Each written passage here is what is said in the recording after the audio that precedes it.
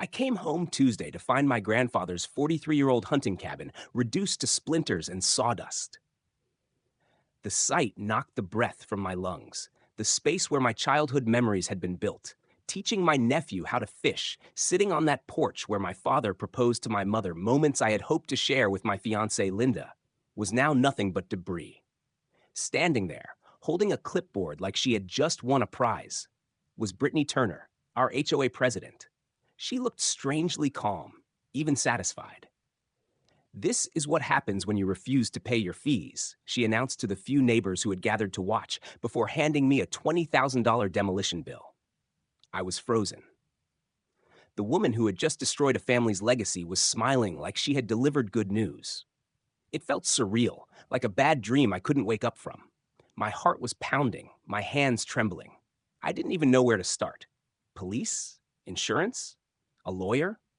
But what kind of storm had Brittany just unleashed? I barely remember walking through the wreckage. My feet just moved as I stumbled toward her. She was still smiling, her blonde hair perfectly styled despite the dust around us. "Jim?"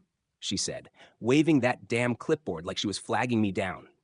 "I was hoping to catch you before you saw this. I know it must be quite a shock." It felt like the world had gone numb. How could she stand there, acting so polite, while she destroyed everything? She launched into a rehearsed speech, telling me that the cabin was a safety hazard, handing me a document she claimed was an official demolition order. But as I looked at it, something didn't feel right. The signature looked rushed, the letterhead was slightly misaligned, and the name of the so-called inspector, Michael Davis, wasn't anywhere in the county's records. I felt the anger bubbling up, but I kept it together. "How much is this for exactly?" I asked, voice steady despite my growing fury. $20,000, she replied without missing a beat.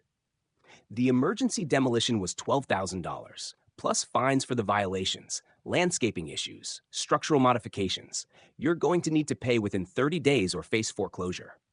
I wanted to scream, but I just asked her again. "What violations? Show me the evidence."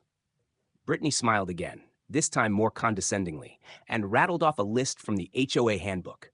Unauthorized fence height, improper landscaping, and a few other random issues that had never been mentioned before.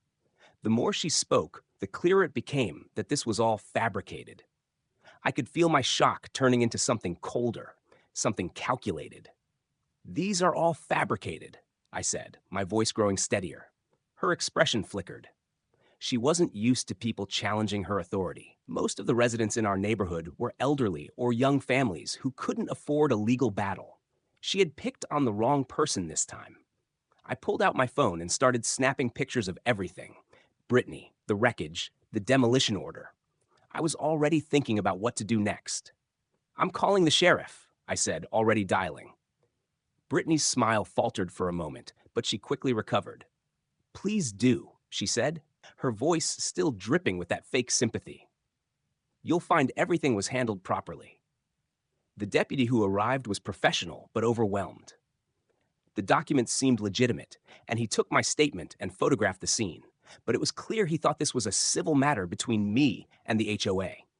Unless I could prove fraud, he told me, there was nothing he could do. That night, as I stood in the darkened yard, surrounded by the remains of my grandfather's cabin, I made up my mind. This wasn't just about the cabin. It was about justice. And I wasn't going to let Brittany get away with it. I studied the demolition order more closely. I had experience dealing with legal documents in my career as a federal judge, and this one screamed fraud. The name Michael Davis didn't match any county records, so I started searching. Building permits, code enforcement, fire safety. No Michael Davis anywhere. I called Linda. "They destroyed Grandpa's cabin," I said, my voice breaking. "I don't know what to do." "I'll be home first thing tomorrow," she said. "Don't sign anything. Don't pay anything. We'll go over everything together."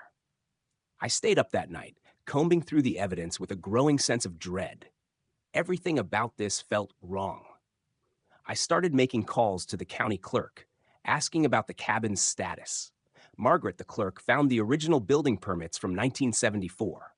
It turned out the cabin was protected under a grandfather clause because it predated the HOA by 15 years. The HOA had no legal right to demolish it, but there was more. Brittany had been systematically targeting vulnerable homeowners, offering them fines and threats, forcing them to sell their properties to Turner Properties LLC. My cabin was just the final piece of a much larger puzzle. The next morning, Linda arrived, her legal mind already working. She had been researching HOA limitations and property law, and she quickly confirmed that Brittany's actions were not just illegal, they were criminal. This is a conspiracy, Jim. She's been doing this for years, and it's only getting worse. I couldn't believe what I was hearing. The more we uncovered, the clearer it became. This wasn't just about a cabin. It was about fraud, harassment, and a plan to destroy families for profit. That night, Linda and I put our plan into motion. We knew Brittany was about to make a critical mistake. She was hosting a community education seminar the following week about dealing with entitled government employees. She had no idea she was about to provide the perfect opportunity to catch her in the act. I created a fake account, TruthSeeker 2024, and logged into the live stream. As Brittany went on about her tactics for targeting government employees, I asked questions that encouraged her to explain her methods. She didn't realize she was slowly incriminating herself. But by the time she was halfway through her seminar, it was clear she was confessing to a federal crime. Then came the moment I had been waiting for. I stood up and revealed my identity as a federal judge. The look on Brittany's face was priceless. Confusion, disbelief, and finally, the dawning realization that she had just confessed to a room full of witnesses, including federal law enforcement officials. The live stream exploded with comments. Word spread like wildfire.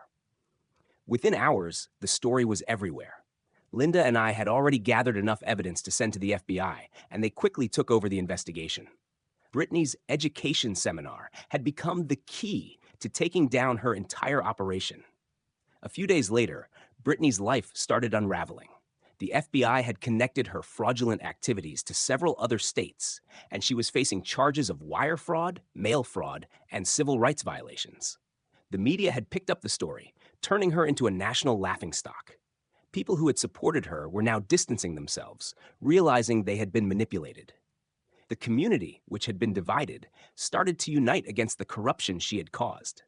In the end, Brittany was sentenced to 5 years in federal prison, plus restitution to the families she had destroyed. As I sat in my backyard, reflecting on the events that had unfolded, I couldn't help but feel a sense of justice. My grandfather's cabin was gone, but his legacy would live on in the fight for what was right. Sometimes justice doesn't come easily, but when it does, it's worth every moment of the struggle. And as for Brittany, she learned the hard way that authority doesn't come from intimidation. It comes from the law.